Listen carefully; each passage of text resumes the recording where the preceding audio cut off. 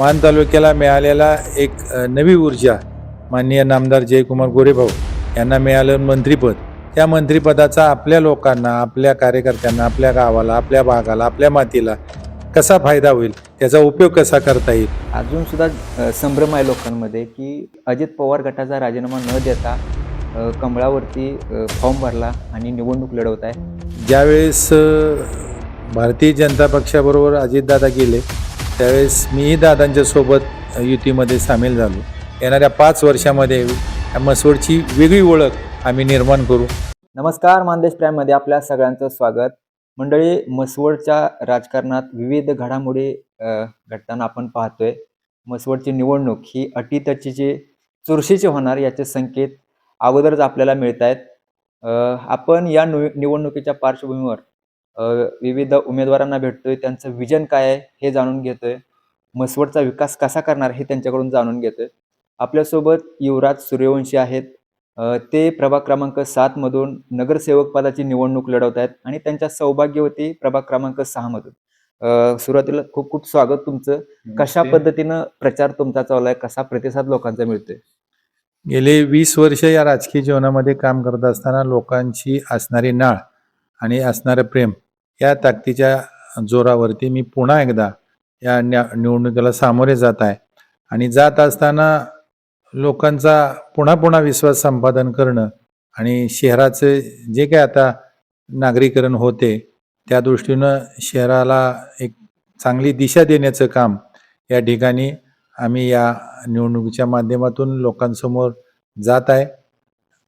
जात असताना MIDCचा प्रश्न असेल, युवकांचा विषय असेल, पाण्याचा विषय असेल, हे आता अंतिम टप्प्यात आलेले विषय आहेत आणि हे पूर्णत्वाकडे घेऊन जाण्यासाठी आम्ही या निवडणुकीमध्ये लोकांच्या समोर आमचे विचार घेऊन लोकांचा आशीर्वाद घेण्यासाठी जात आहे. खरं तर सगळ्यांच्याच मनातला प्रश्न आहे, मतदारांच्या, नागरिकांच्या, की तुम्ही गेले 20 ते 25 वर्ष अजितदादांसोबत काम केलं आणि अचानक तुम्ही भारतीय जनता पार्टीमध्ये प्रवेश केला. याबद्दल काय खुलासा आहे? अचानक असं म्हणता येणार नाही. ज्यावेळेस भारतीय जनता पक्षाबरोबर अजितदादा गेले त्यावेळेस मीही दादांच्या सोबत युतीमध्ये सामील झालो. लोकसभेला दादांच्या सांगण्यावरनं मी युतीचं काम केलं, धर्म पाळला, विधानसभेला पाळला. त्यानंतर नगरपालिकेला सुद्धा त्यांच्यासोबत आमचे चांगले संबंध झाले आणि त्या संबंधाच्या ह्यानं मान तालुक्याला मिळालेला एक नवी ऊर्जा माननीय नामदार जयकुमार गोरेभाऊ यांना मिळालं मंत्रिपद. त्या मंत्रिपदाचा आपल्या लोकांना, आपल्या कार्यकर्त्यांना, आपल्या गावाला, आपल्या भागाला, आपल्या मातीला कसा फायदा होईल, त्याचा उपयोग कसा करता येईल. आणि शेवटी युतीच्या माध्यमातून आपण त्यांच्याबरोबर काम केलं. दादा हे सर्वोच्च आहेत. मी जे काही राजकीय जीवनामध्ये काम करत असताना माझी ओळख हे अजितदादाचा कार्यकर्ता म्हणून आहे आणि आजही युतीचाच मी एका घटक पक्षाबरोबर काम करण्याचा निर्णय घेतलेला आहे. याचा अर्थ असा नाही. आणि स्थानिक परिस्थिती, लोकांचा आग्रह, या सगळ्या बाबीचा विचार करून, गावाचा विकासात्मक विचार करून, गावाला पुढे नेण्याच्या दृष्टिकोनातून या मंत्रिपदाचा उपयोग आपल्या गावासाठी कसा करता येईल असा विश्वास भाऊंच्या माध्यमातून आम्हाला या ठिकाणी वाटला. म्हणून या ठिकाणी आम्ही या भारतीय जनता पक्षाच्या तिकिटावरती उभा राहण्याचा निर्णय घेतलेला आहे. शेवटी हा युतीचाच विषय आहे, त्यामुळं असं कोणी समजायचं कारण नाही की निर्णय वेगळा घेतला. आणि लोकसभेपासून आम्ही भारतीय जनता पक्षाचं काम केलेलं आहे, युतीचं काम केलेलं आहे. नवीन असा काय निर्णय घेतला नाही, पण स्थानिक परिस्थिती आणि विकासाच्या मुद्द्यावरती आपण हा निर्णय घेतला आणि त्यामध्ये लोकांचा आणि कार्यकर्त्याचा आग्रह होता. अगदी बरोबर बोललात तुम्ही की वेगळा निर्णय नाहीच, हा युतीतला निर्णय.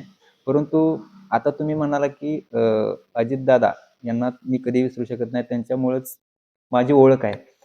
त्यांनी आपल्या शहराला काय काय आम्ही पाहिलं, तुमचं अजितदादांच्या मार्फत तुम्ही म्हसवड शहरासाठी खूप मोठं काम केलं. याबद्दल काय सांगा? ज्या गोष्टी मला शक्य आहेत, लाईटच्या संदर्भात असेल, ट्रान्सफॉर्मर असेल, असणारी इमारत असेल, 2006 सालची गोष्ट आहे. अनेक छोटी मोठी कामं करत असताना या कामामध्ये दादांच्या माध्यमातून बळ मिळालं आणि ते बळ मिळाल्यामुळे आज या ठिकाणी मी आज यापर्यंत येऊन पोचलेलो आहे. असं काही नाही, पण सध्याची राजकीय परिस्थिती पाहता आणि युतीचा धर्म पाळल्यामुळं हा निर्णय झालेला आहे.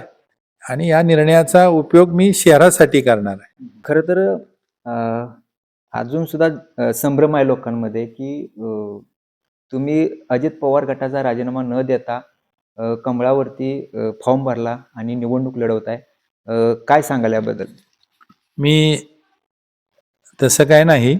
मी फॉर्म भरण्यापूर्वीच माननीय जिल्हाध्यक्ष सरचिटणीस सातारा यांच्याकडे माझा राजीनामा प्राथमिक सदस्य काही कारणास्तव मी पाठवलेला आहे आणि राजीनामा दिल्यानंतरच मी उमेदवारी अर्जावर सह्या करून मी उमेदवार अर्ज दाखल केलेला आहे. त्यामुळे कोणी असं समजू नये की अजून मी पदावर चिटकून आहे. मी त्यापूर्वी राजीनामा देऊन मी फॉर्म भरलेला आहे आणि त्यापासून मी दूर राहिलेलो आहे. म्हसवड शहरातल्या अनेक समस्या, अनेक प्रश्न तुम्ही जवळून पाहिल्यात. आता मंत्री जयकुमार गोरे यांच्या सोबत तुम्ही काम करताय. कशी वाटचाल असणार आहे? कशा पद्धतीचा विकास असणार आहे? म्हसवडचा रोडमॅप काय आहे तुमच्या मनात? माननीय नामदार जयकुमार गोरेभाऊ यांच्यासोबत काम करत असताना त्यांना मिळालेलं पद, त्यांचं स्थान, ह्या सगळ्या बाबीचा विचार करून जास्तीत जास्त ह्या गावाला एकदम वेगळ्या पद्धतीने नावलौकिक कसं ह्या शहराचा या जिल्ह्यामध्ये पश्चिम महाराष्ट्रामध्ये म्हसवड नंबर 1चं शहर कसं बनवता येईल भाऊंच्या नेतृत्वाखाली, या दृष्टिकोनाने निश्चितपणे आम्ही प्रयत्न करू आणि त्यांच्या सोबत राहून या गावाला वेगळी दिशा येणाऱ्या 5 वर्षामध्ये या म्हसवडची वेगळी ओळख आम्ही निर्माण करू. एवढंच निश्चितपणे ठामपणे आम्ही लोकांना विश्वास देऊ, पटवून देऊ आणि त्या दृष्टीनं आम्ही कामकाज करू. जनतेला, मतदारांना काय सांगाल? संदेश काय द्याल? 20 वर्ष ज्या पद्धतीनं काम केलं त्या पद्धतीने पुन्हा एकदा जनतेने आमच्या विश्वास ठेवा.